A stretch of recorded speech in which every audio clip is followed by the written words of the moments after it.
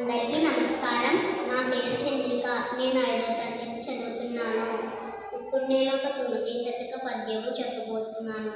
ఇప్పుడు నేను చెప్పే పద్యానికి అర్థం ఏమిటంటే, లేతకాయలను పిందులను కొయ్యరాదని, అది తప్పని, మన బంధువులను ప్రేమతో ఆదరించాలని, సమస్యల నుండి పారిపోకుండా తెలివిగా పరీక్షించుకోవాలని, మనం మంచి చెడులు చూసుకుంటూ విద్యాబోధన చెప్పే గురువు మాటను ఎదిరించటం వంటివి మనం ఎప్పుడూ చేయకూడని పనులన్నీ ఇప్పుడు నేను చెప్పే పద్యం నుండి తెలుసుకోవాల్సిన విషయాలు.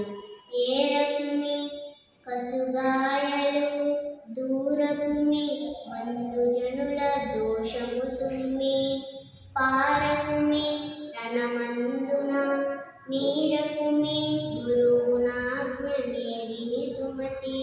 భాగం. లేతకాయలు ఏరుట, చుట్టాలను తిట్టుట, సమస్యల నుండి పారిపోవుట, పెద్దల మాట వినకుండట తప్పు. ధన్యవాదములు.